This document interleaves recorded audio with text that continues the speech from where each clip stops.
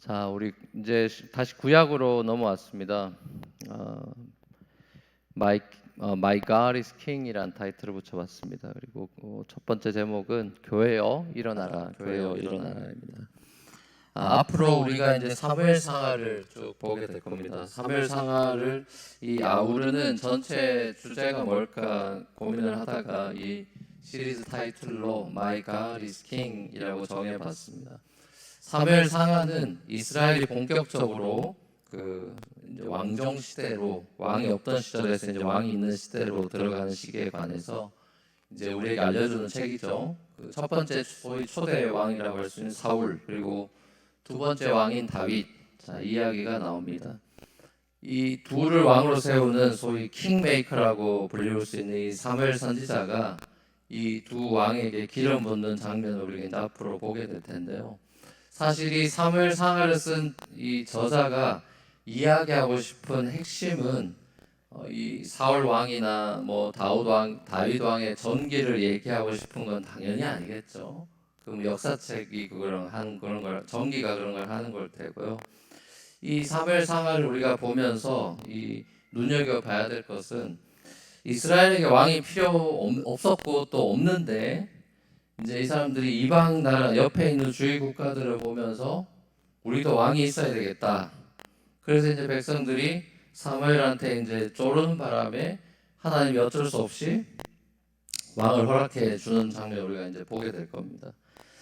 자, 이스라엘의 진정한 왕 대신 하나님을 섬기고 의지하지 않는 그런 이스라엘의 모습을 봅니다. 그래서 결국 사울도 다윗도 이 이스라엘의 진정한 샬롬을 줄 수 없는, 진정한 원하는 그 행복과 평화를 줄 수 없는 이 한참 부족한 왕이라는 사실 이 사무엘상하 저자가 이야기하고 있는 겁니다. 사울을 높이 평가하는 것도 아니고요. 그렇다고 다윗을 높이 평가하는 것도 아닙니다. 자, 이런 점에서 이 사무엘상하 저자가 다른 역사서들처럼 결국 이스라엘의 왕은 오직 여호와 하나님밖에 없구나라는 그 핵심 메시지를 여러 에피소드들을 이제 써내려 가면서 궁극적으로 우리에게 그 핵심 메시지를 주고 싶은 겁니다. 쉽게 말하면 하나님의 왕되심, 자, 우리가 이제 하나님의 통치라고도 하고 뭐 하나님 나라라고 부르기도 하고 그러죠. 자, 하나님의 왕되심이라는 것이 하나님의 다스리심, 하나님 나라의 핵심이고, 자, 이것이 구약의 큰 주제일 뿐만 아니라 신약의 주제이기도 하죠. 하나님의 왕대심, 킹십이라고 하죠. 하나님의 킹십을 중심으로 우리가 앞으로 이 사무엘상하를 해석하고 또 묵상해 나갈 것입니다. 자, 본문으로 들어가기에 앞서서 이 사무엘상하에 대해서 간단하게만 서베이를 간단하게만 하면요. 사무엘상하는 누가 썼을까요?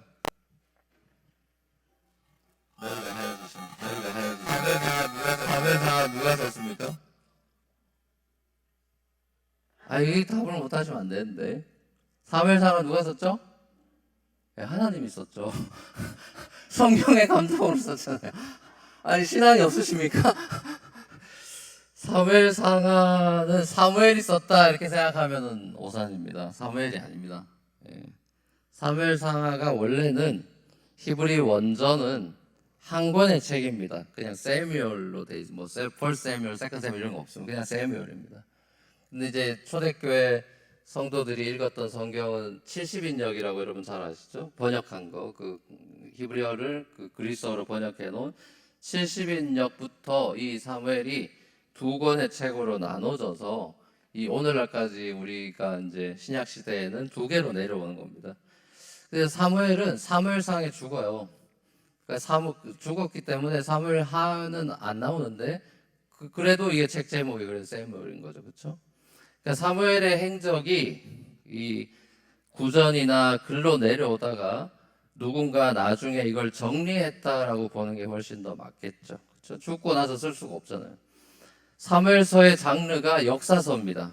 이스라엘의 역사가 사사 시대에서 왕정 시대로 넘어가는 그 전환기, 그리고 왕정 시대 초창기, 그러니까 대략 BC로 따지면 1000년도 BC 1000년기 안팎입니다.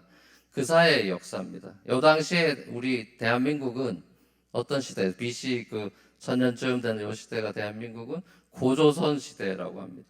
자, 이때 이제 사무엘, 사울, 다윗 이 세 핵심 인물을 중심으로 이 저자가 이제 기록을 하고 있습니다.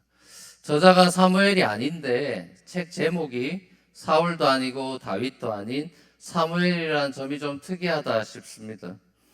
어떻게 보면 사무엘, 사울, 다윗 가운데 두드러지게 눈에 띄는 주인공은 당연히 다윗이기 때문에 더 그런 거죠.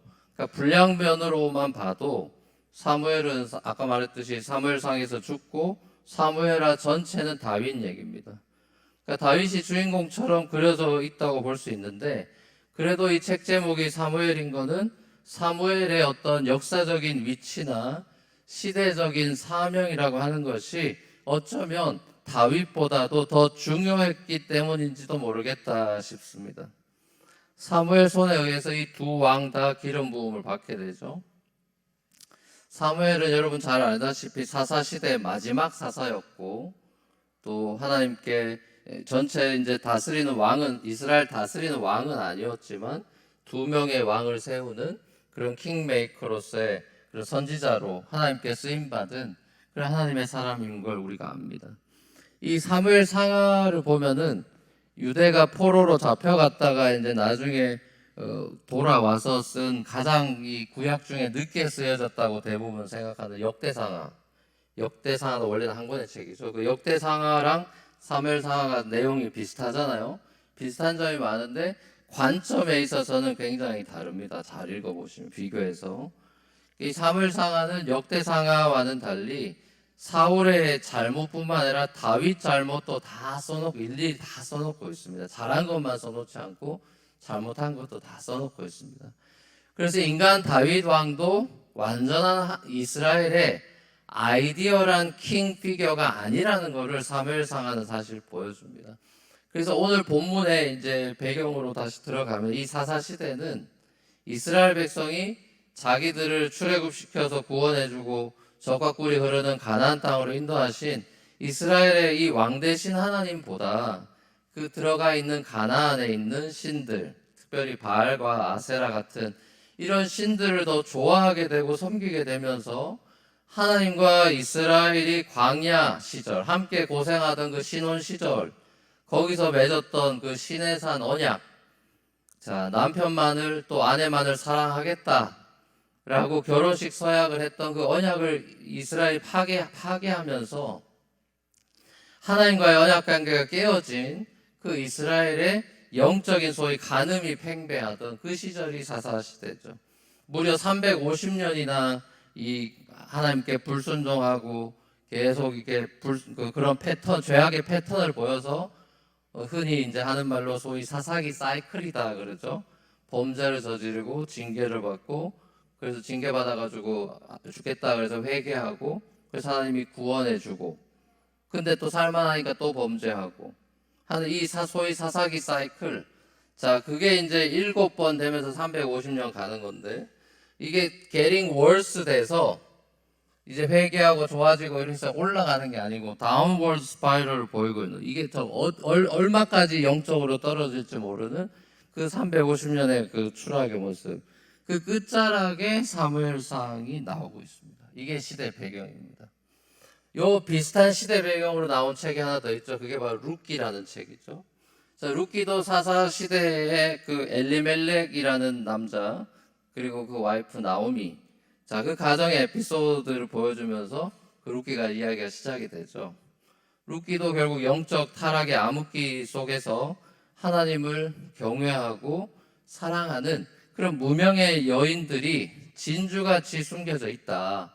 자, 이걸 보여주면서 하나님의 그 리뎀티브 히스토리라고 하나님이 인간을 구원하는 구속사라는 것이 사람들의 끊임없는 범죄와 죄악의 패턴에도 불구하고 하나님의 이야기는 계속 하나님의 구속사는 계속해서 강같이 흐른다. 자, 그거를 그 조명해주는 이야기들을 봅니다. 특별히 이방 여인 룻을 통해 가지고 결국은 그 후손으로 누가 옵니까? 다윗이 오죠. 그 족보로 룻기가 마무리되면서 하나님은 다윗을 오래전부터 예정하셨고 준비하셨다라는 것을 룻기 저자가 마지막에 밝혀주죠. 자, 이런 하나님의 숨은 그림 찾기가 이 오늘 본문에도 나옵니다. 그게 바로 엘가나라고 하는 한 사람의 이 가정의 이야기 속에서 특별히 한나라고 하는, 우리 성도들 가운데도 한나라는 이름이 많이 있죠. 이 영어 이름이든 한국 이름이든. 자, 특별히 한나라고 하는 여인의 이야기를 통해서 또 전개됩니다.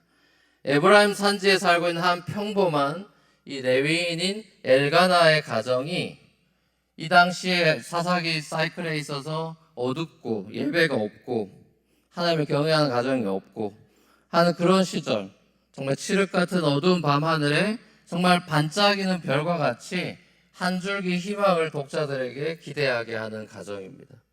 자, 하지만 하나님을 경외하고 또 예배하는 이 가정에도 문제가 있었습니다.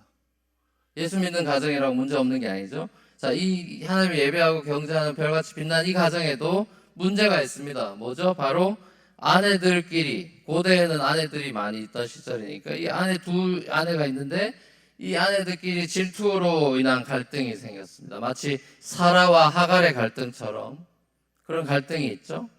항상 하나님의 구속 계획에 들어있는 택함 받은 여인 쪽이 성경 구약을 보면 항상 불리한 위치에 놓이죠. 주로 불임으로 고통을 당합니다. 사라도 한나도 불임으로 고통을 받죠.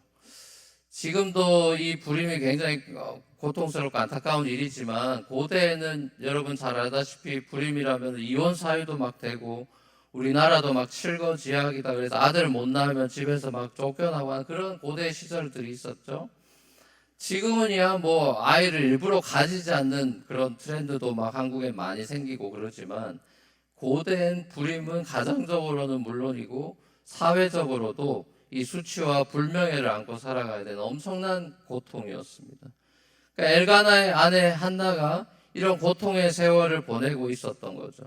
더더군다나 이스라엘 공동체에서 이 불임이라고 하는 것이 단순히 생물학적인 문제로만 취급되는 게 아니라 영적인 문제로까지 취급이 돼서 자, 저 사람들 하나님이 축복 안 해줬다.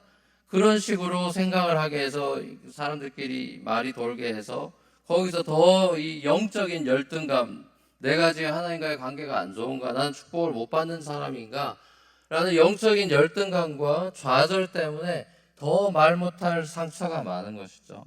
자, 그래서 엘가나 가정이 매년 성소에 있는 실로에 가서 이제 가정 예배를 드리러 가는데 어느 해는 이 분인날 핍박 때문에 이 한나가 마음이 너무너무 괴로워서 이 제사 후에 전부 다 가족들이 모여서 음식 먹고 펠로우십하고 막 그러고 있는데 한나는 기분이 나빠서 거기 자리에 있지 않습니다.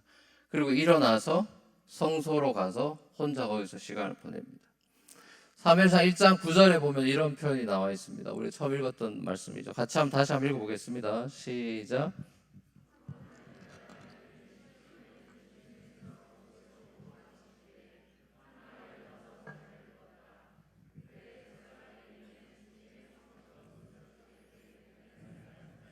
네.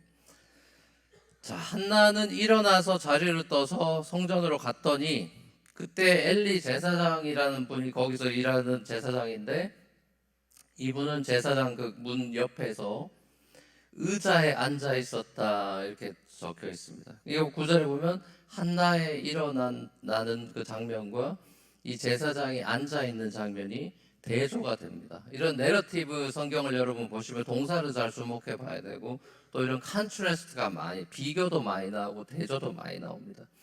자, 한나와 엘리가 분명히 1장, 2장에서 대조가 되고 있습니다. 저자가 한나의 일어남과 엘리 제사장의 앉아있음을 대조시키고 있습니다.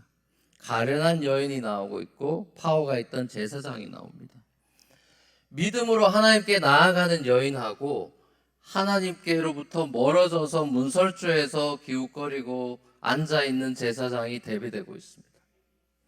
한나는 자신의 마음의 고통을 남편도 그 누구도 해결해 줄 수 없었기 때문에 하나님 앞에 나아가서 마음을 쏟아놓고 기도하기로 결단하죠. 한나가 고통의 자리를 박차고요. 그 자리에서 일어났습니다. 우리가 복음서들을 쫙 읽어봐도 침상에 누워있고 앉아있는 사람들에게 예수님이 뭐라 그러죠? 일어나라 라고 명령합니다. 고통의 자리, 이 괴로움의 자리에서 일어나라는 거죠. 이 괴로움을 사람들한테 막 터놓기 전에 일어나서 먼저 하나님께 나아가는, 이 다른 사람에게 답이 없음을 알고 하나님께 나아가는 한나의 모습을 보고, 또 복음서에 나오는 여러 사람들의 고통 가운데 있는 사람들을 보죠. 그리고 이 다윗 이야기, 앞으로 우리가 이제 다윗 이야기도 볼 때 거기도 보면은 다윗이 고통의 순간이 엄청 많았죠. 고생 엄청 많이 하는 사람이죠. 자, 다윗이 그 고통의 인생의 정말 쓴맛을 보고 괴로울 때 그때마다 먼저 다윗도 하나님을 찾습니다. 그리고 그가 굴에서 도망치면서 하나님께 기도하고 눈물을 흘렸던 그 많은 것들이 지금 어떻게 됐죠? 지금 다 시편이 돼서 우리가 지금 찬양으로 고백하는 찬양이 됐습니다. 자, 그런데 때로 우리가 어려운 일을 만나고 마음에 극심한 고통이 임해도 우리가 그 자리에서 한나처럼 일어나지 못하는 경우도 많죠. 오히려 깊은 영적인 침체로 빠지거나 무기력의 늪으로 빠질 때도 있는 것 같아요. 그렇죠? 근데 우리가 한나를 보면서 우리가 도전을 받아야 되는 것 같습니다. 그런 자리에서 우리가 일어나야 된다. 한나의 이 일어남이 한나의 인생을 바꾸는 터닝 포인트가 됐습니다. 여러분을 바꿔놓는 소위 말하는 터닝 포인트가 되는 어떤 사건들이 있죠. 어떤 예배가 있을 수 있고요, 어떤 수련회가 있을 수 있고, 어떤 기도회가 될 수도 있고요, 어떤 신방의 시간이 될 수도 있고, 그거는 뭐 모르죠. 성령이 역사하시는 그 타이밍이 있고 어떤 그 결정적인 터닝 포인트가 있는데, 뭐 제게도 그런 시간들이 있었고요. 지난 그 레이버데이 위켄드에 있었던 우리 청년부 수련회나 또 시드 수련회가 우리 교회 청년들이 이 다시 팬데믹을 뚫고 3년 만에 모여서 이 시대를 뚫고 일어나는 그런 계기가 되었으면 좋겠다, 이런 간절한 마음이 있습니다. 그리고 또 그런 그 터닝 포인트가 될 줄로 믿습니다.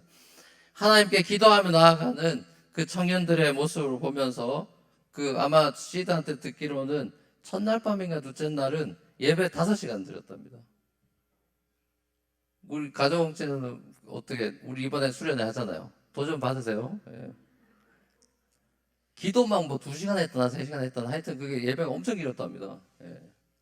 그래서 부럽더라고요. 저 그런 거 소원인데 한번 해보고 싶은데 설교만 2시간 했다나 뭐 하여튼 장난이 아니죠.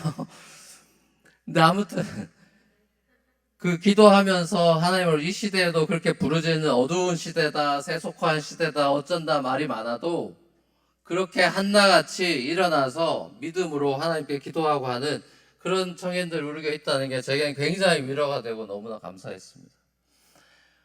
한나가 엘리 제사장에게 말했던 것처럼 마음이 괴로워서 하나님께 심정을 토로하기 위해서 믿음으로 일어났습니다.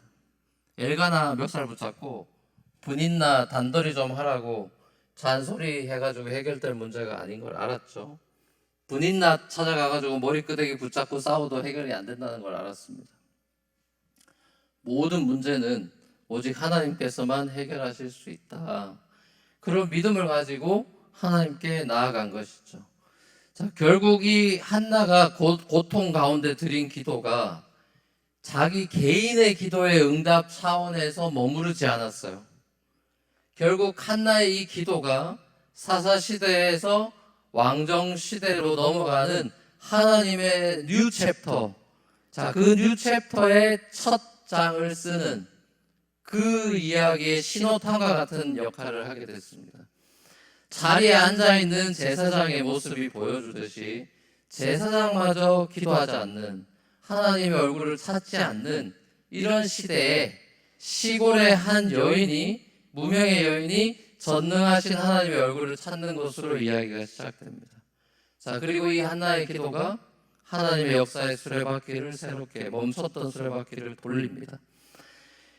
기도의 응답을 얻은 이 사무엘이 킹메이커가 돼서 이스라엘 초대 왕인 사울과 예수 그리스도의 조상이 되는 다윗 왕에게 기름 붓는 이스라엘의 영적 지도자가 태어나게 됩니다.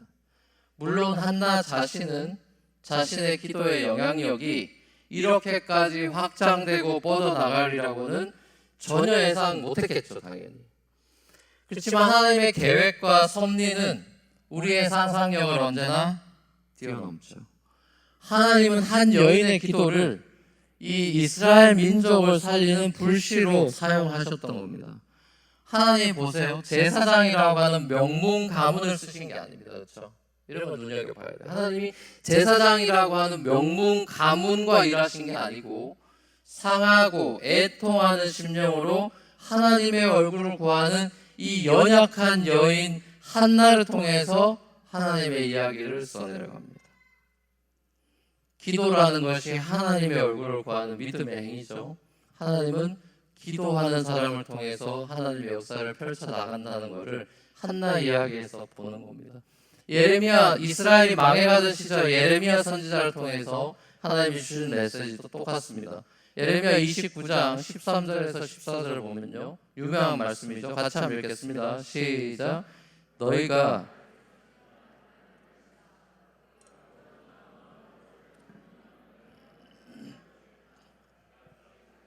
아멘. 네. 그 온전한 마음, 옛날 번역에 전심으로 이렇게 되어 있습니다. 자, 하나님이 언제든지 여러분을 만날 준비가 되어 있으시죠. 온전한 마음으로, 전심으로 하나님을 찾고 찾으면 만나 주시겠다 약속하신 하나님의 우리 이 약속의 말씀을 붙잡고 우리도 기도하는 자리를 다시 회복해야 되겠습니다. 조금 전에 이 한나와 엘리 제사장의 대조를 통해서 우리가 봤듯이 엘리 제사장은 성소 문설주 옆에 의자에 앉아 있습니다. 한나의 아들 사무엘과 대조적으로 또 엘리 제사장의 두 아들 홈니와 비나스가 나오죠. 자, 이 사람들은 행실이 나쁘고 여호와를 알지 못한 사람들이다 그래 돼 있죠. 개역 한글 번역에는 행실이 나쁜, 이게 불량자로 번역되어 있습니다. 애들이 불량한 애들이었다 이렇게 나와 있어요. 이 불량한 애들이 어떤 행각을 펼쳤느냐? 가관입니다. 정말 입에 담기도 어려운 일들을 펼쳤습니다. 제사장 그 PK들이 어떤 일을 했느냐? 성전에서 교회 헌금, 얘네들이 쉽게 말하면 교회 헌금 요즘으로 치면 다 헌금하면 그거 다 빼돌리고요. 온라인 헌금이면 해킹해서 그거 다 가져가고, 더 충격적인 거는 여자 성도와 강대상에서 간음을 합니다.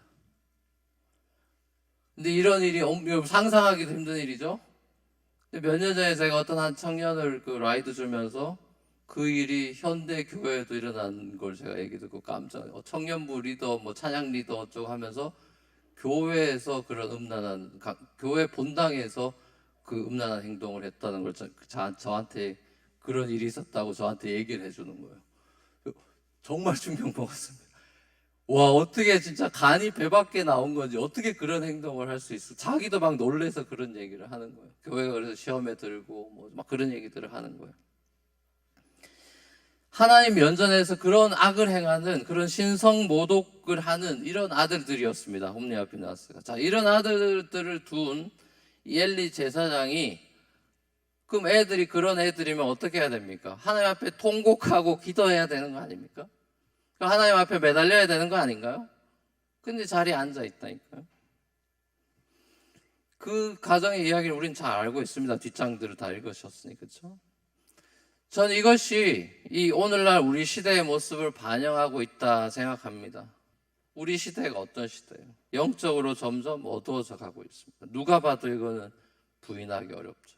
미국이나 한국 말입니다. 다른 제3세계나 이런 데는 지금 다시 복음의 불꽃이 타오르고 있지만, 한국이나 미국은 세속화 때문에 점점 가난화되고 그거에 대한 우려들이 많이 나왔죠. 세속 가치가 크리스찬들을 영적으로 타락하게 하고 또 하나님으로부터 점점 멀어져 가게 하는 시대인데, 자, 그래서 자신의 문제를 들고 또 아이들의 문제를 두고 가정의 문제를 두고 남편의 문제를 두고 아내의 문제를 두고 또 이 사회의 문제를 들고 일어나 하나님께 나아가 기도하고 통곡해야 될 것 같은데 눈물이 말랐습니다.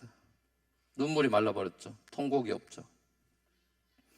크리스찬의 가정의 다음 세대의 아이들이 점점 더 음란한 문화에 빠져들어가고 SNS가 넘쳐나서 그런 거에 점점 더 세속문화 영향을 많이 받는 그런 모습을 여러분들이 다 보고 있지 않습니까? 목회자 자녀라고 뭐 예외가 아니죠. 결국 한나와 사무엘의 부모 자녀 관계와는 아주 대조적으로 이 엘리와 홈느 비느하스의 이 부모 자녀 관계는 영적으로 완전히 깨어져 있는, 그래서 같이 망하고 있는 그런 모습을 보여줍니다. 자, 이것이 사사시대 가정의 대표적인 전형을 보여주는 거예요. 제사장 가정이 이 모양이다. 다른 가정은 어떻겠냐, 이걸 보여주는 거죠. 여호와를 알지 못하는 다른 세대가 일어난 시대, 그게 사사시대죠. 왜 다음 세대들이 여호와를 알지 못하는 다른 세대가 되었을까요? 이건 아주 우리가 굉장히 시리어스하게 생각해야 되는 부분이죠. 사실 다음 세대들의 문제라기보다는 다음 세대들의 제가 경험하기로는 아이들하고도 얘기해보고 우리 BBS 애들이나 시드 수련회나 우리 10대들, 20대들, 아니 10대가 안 된 꼬맹이들, 우리 교회에 있는 애들을 만나면은 다 착해요. 제가 주일학교 맡고 싶어요. 다 착하고 말 잘 듣고 귀엽고 찬양도 잘해, 반응도 좋아, 뭐 너무 재밌어요. 여기 계신 분들은 웃지도 않잖아요. 뭐 해도 웃지도 않고 시니컬하고 너무 말해라, 예배 왜 이렇게 설교 저러다 길어질 텐데. 다음 세대들, 제가 만나본 다음 세대들은 별로 거의 문제가 없습니다. 제가 봤던 애들은요. 다음 세대에 문제가 없어요. 부모 세대가 문제예요. 부모 세대가 신앙의 모범을 못 보이면 애들은 곁길로 갑니다. 부모들이 신앙보다 현실이 더 중요하고 하나님보다 바알이 돈이 더 중요한 것처럼 살아가면 자녀가 그거를 보고 배웁니다. 그렇게 살아가면서 우리 집 애는 좋은 신앙의 사무엘 같은 애가 되기를 바란다면 엘리 같이 살면서, 우리 집 애가 홈리 비나스가 아니라 엘리 같이 살면서 사무엘이 되기를 바라고, 욕심도 많채 안 되는 겁니다. 그거는. 그렇죠? 여러분, 한국 같은 경우는 이 주일학교가 없는 교회가 80%라 그러죠. 다음 세대들이 교회 없다잖아요. 다 고령화돼 있다고 다 막 걱정하잖아요. 그게 벌써 10년이 넘었습니다. 그렇게 된 지. 다음 세대들이 교회에 왜 안 나올까요? 그것도 애들한테서, 요즘 애들이 이렇게 하면 이제 꼰대가 되는 거고 완전히 헛다리 짚는 겁니다. 왜 애들이 교회 안 오죠? 청소년들이 왜 교회 안 옵니까? 왜 주일학교가 없습니까? 30, 40대 부모들이 교회를 안 나와서 그렇습니다. 10살짜리가 무슨 수로 교회 가겠어요? 라이드 받아가야 되고. 그런데 부모가 안 나오니까 안 나오는 거예요. 30, 40대들이 교회 안 나옵니다. 그러니까 그 아이들이 교회에 와야 되는 그 나이 엄마 아빠들이 안 옵니다. 30, 40대 부모들이 교회에 왜 안 나오느냐? 세상에 빠져 있는 것이죠. 세속화돼가지고 교회보다는 세상의 커리어, 자녀들의 교육, 나보다 더 잘 살게 해주겠다. 자기가 무슨 수로 애들 잘 살게 해줍니까? 얼마나 교만합니까, 여러분? 자기 자녀가 자기보다 잘 살지 못 살지 어떻게 알아요? 그 하나님 주권 아닌가요? 자기 그런 자녀들의 교육, 자기 세상 커리어, 거기에 목매달다 보니까 자녀들이 부모들의 그런 이중 플레이를 안 보는 것 같아도 다 보는 겁니다. 속으로 웃기고 있네라고 얘기를 하는 것입니다. 신앙이 그렇게 제일 중요한 건 아니구나, 자연스럽게 배우는 것이죠. 그러니까 어떻게 됩니까? 그렇게 자라가지고 대학 가면 90%가 교회를 안 나갑니다. 주일학교 다녔던 고등학생의 90%가 교회를 미국에서 안, 이게 한국 얘기가 아니고 미국 얘기입니다. 90%가 교회를 안 나갑니다. 우리 지금 사랑이 보스턴 갔죠? 얘가 지금 주일마다 아침마다 애들 전화 돌려서 교회 가자 그러는데 교회 안 가는 애들 많아요. 깨워줘야 가는데 못 일어난대요. 같이 이제 우버 타고 이제 가야 되는데 전화 돌리면 못 일어난대. 그 얘기 들어보면 모 교회 애들이 많아요. 다음 세대 교육 잘한다고 알려진 모 교회 애들인데 그 현주소가 그거예요. 다음 세대가 서서히 그렇게 해서 다른 세대가 됩니다. 저나 여러분이 이미 알고 있습니다. 우리 자녀들 시대는요, 예수 믿기가 우리보다 더 힘든 시대가 될 겁니다. 그거 여러분이나 저나 알고 있는 겁니다. 그렇죠? 여러분 품 안에 있을 때 성경적 가치관을 바르게 심어주지 않으면은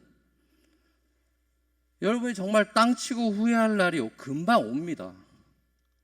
제가 이런 얘기를 왜 하냐면 경험을 많이 했기 때문에. 전화 엄청나게 많이 받았습니다. 15년 우리 목회하면서요,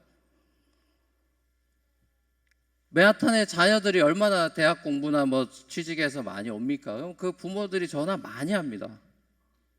MK들 많고 PK들 많고 전화 엄청 와요. 권사님들 붙잡고 우리의 교회 데려가라고 전화하고. 이게 한두 번이 아닙니다. 그래서 교회를 갈까요 안 갈까요? 전화 받고 걔가 저 교회 오는 걸 봤을까요? 제가 못 봤을까요? 본 적이 없습니다. 제가 연락해도 씹어요. 여호와를 알지 못하는 그런 다른 세대가 됩니다. 저는 이 한나 가정의 모습, 오늘 말씀을 묵상하면서 정말 간절해졌습니다. 우리 30, 40대 우리 여기 모인 가정공동체, 이 어두운 시대에 여러분이 이 한나 같은 그 별을 뚫고, 칠흑 같은 어둠을 뚫고 반짝여서 새로운 시대를 여는 그런 분들이 될 수 있습니다. 하나님 연약한 사람 통해서 쓰기 때문에 얼마든지 그런 일이 가능하고요. 여러분이 우리 교회 다음 세대를 책임지고 세우는, 우리 교회는 5, 60대, 6, 70대 어른들이 거의 없잖아요. 여기 있는 분들이 사실상 교회 연장자잖아요. 이런 교회가 사실 많이 없죠. 그죠? 맨하탄에 제가 다녔던 우리 예배당 공간 구하려고 주이시 회당 가서 예배 드린 적도 있고 그러잖아요. 그 랍비 분이 한 65세쯤 되셨던 분인데, 그 랍비랑 그 공간 빌리느라 대화해 보니까 멤버십이 자기 그 시나고그의 멤버십이 700명인데 세베스데이, 세러데이에 예배 드리러 오는 사람이 50명이랍니다. 근데 그 50명이 다 할아버지 할머니들밖에 없어요. 멤버십이 700명인데 세베스 지킨 사람이 50명이래요. 그래서 제가 충격 먹고, 왜 그러냐 그랬더니 젊은 사람들은 전부 다 축구하러 가고 다른 거 하러 가고 이렇게 해서 세베스 안 지킨답니다. 너희 시나고그만 그러냐 그랬더니 맨하탄에 있는 모든 시나고그가 다 똑같답니다. 유대교, 기독교 때문에 망하는 게 아니고 세속화 때문에 망합니다. 여러분들이 우리 교회 최연장자로서 여러분이 하는 모습을 청년들이 보고요, 대학생들이 봅니다. 우리 아이들이 저한테 통합예배 드리고 와서 해줬던 말이, 언니 오빠들 뒤에서 셀폰 하지 예배 제대로 안 드리더라. 충격적인 얘기를 해줍니다. 애들이 안 볼 것 같죠, 여러분? 그런 시대입니다. 여러분들이 하는 거를 대학생들, 청년들, 주일학교 애들이 다 봅니다. 그리고 그대로 유혹받아 따라갑니다. 여러분이 길을 내면 그리 애들은 갑니다. 여러분이 우리 교회에 길을 내는 사람들입니다. 우리 교회 다음 비전이 뭡니까? 다음 세대 세우는 교회죠.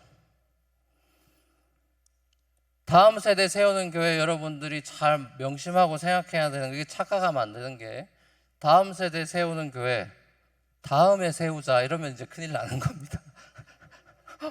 내 다음에 세우자 이러면 큰일 나는 거예요. 내 때는 아니야 이러면 이제. 다음 세대를 세우는 교회는 청년 대학부 주일학교에 달려있는 게 아니고 여러분한테 달려있습니다. 책임이 있다고요. 나이 먹는 건 책임이 하나 둘씩 느는 거죠. 특권이 느는 게 아니고 책임이 느는 것입니다. 우리 교회 다음 세대를 세우는 교회, 여러분 가정공동체의 책임이 있습니다. 여러분 가정도 마찬가지입니다. 여러분이 영적으로 바로 서지 않으면 여러분 때문에, 부모 때문에 자녀가 망합니다. 여러분 가정에 하나님이 왕이 되지 않으면 왕이 엄마가 됐다가 아빠가 됐다가 막내가 됐다가 둘째가 됐다가 첫째가 됐다가 왔다 갔다 합니다. 여러분의 가정의 왕은 여러분 자녀도 아니고 남편도 아니고 하나님이죠. 불변의 법칙이죠. 하나님이 다스리시는 하나님의 킹덤은, 그래서 제가 이번 가정을 수련회 킹덤이라고 한 거예요. 킹덤, 친족이 모여있는 공동체, 가족이 모여있는 공동체. 하나님의 킹덤은 킹덤입니다. 가정에서 출발합니다. 10월과 11월에 열리는 우리 가정제 수련회 여기 계신 분들 참석하십시오. 제가 이렇게 웃으면서 얘기할 때 참석하십시오. 인상 쓰면 이제 좀 짜증낼 날이 올 수도 있습니다. 지역에서 열리는 수요 예배, 저거 청년부가 가나보다, 무슨 시드가 가나보다. 아니요, 가정공동체 때문에 하는 겁니다. 청년들 시드 맨하탄으로 잘 옵니다. 가정공동체 아무도 안 옵니다. 아무도 아니고 몇 명 옵니다. 지역에 가서 주중에라도 그렇게 시간을 내서 기도하자고요. 집에서 기도하라 그러면 잘 안 되잖아요. 그래서 어른들이 그런 걸 만드는 겁니다. 집에서 기도 잘 안 되니까. 지역에 모여서 구역 예배다 뭐다 해가지고 새벽 기도다 뭐다 해서 기도해야 된다는 걸 아니까 모여서 하는 거예요. 기회를 드리는 거예요. 하나님이 계속 여러분에게 기회를 주시는 겁니다. 그렇죠? 엘리처럼 의자에 앉아있지 말고 한나처럼 일어나서 기도의 자리, 온전한 마음으로 하나님의 얼굴을 구하는 자리를 여러분 사모하는 인생이 되십시오. 그럼 여러분도 변하고 여러분 자녀도 변하는 거예요. 여러분 자녀가 잘 되기를 안 바라는 부모가 누가 있습니까? 여러분 자녀가 잘 되기를 바라면은 여러분이 먼저 잘하시면 됩니다. 자식들한테 이래라 저래라 잔소리할 필요가 없습니다. 여러분이 잘하시기만 하면 돼요. 사랑하는 우리 뉴프런트 교회 성도 여러분, 한나가 자기의 사랑하는 이 외아들을 성전에 바치겠다고 이제 서원했죠. 그리고 젖될 무렵 진짜 아기 그 눈에 넣어도 아프지 않은 사무엘을 하나님께 진짜 성전 데리고 와서 바칩니다. 그것도 대단하죠, 그죠? 그리고 찬양하는 게 2장에 나오잖아요. 감사해서. 하나님이 보세요. 하나님은 자신의 외아들을 그냥 성전에만 바친 게 아니라 십자가에서 내어 죽이셔서, 사랑하는 사람도 아니라 어떻게 보면 물론 우리 사랑하시지만 우리가 하나님을 사랑하지 않는 원수 같은 사람들을 위해서 하나님은 자신의 외아들을 내어 주셨습니다. 늘 언약을 브레이크하고 하나님보다 다른 우상 좋아하고 따르는 그런 사람들을 위해서 자신의 외아들을 아낌없이 내어 주셨습니다. 우리가 그 십자가 사랑을 체험했기 때문에, 그리고 그 사랑으로 더 채워져서 우리가 이 시대를 거스르고 또 당당하게 믿음으로 살아가기 위해서 우리가 다시 일어나야겠습니다. 하나님께로 온전히 아버지께로 온전한 마음으로 나아가십시다. 때를 따라 돕는 은혜의 보좌 앞으로 나아가자고요. 연약한 우리 삶에 하나님이 등장하실 겁니다. 하나님의 이야기가 다시 뉴 챕터가 열릴 겁니다. 하나님의 구원의 그 은혜를 맛보고 하나님을 경배했던, 노래했던 한나와 같이 저와 여러분도 My God is King 이라는 고백으로 하나님의 왕되심, 주권을 인정하면서 겸손하게 살아가는 참된 예배자의 삶이 되기를 우리 주님의 이름으로 간절히 축원합니다. 같이 우리 찬양하며 기도하며 나아가십시다. 우리 아까 불렀던 내 이름 아시죠? 라는 찬양으로 함께 고백하겠습니다.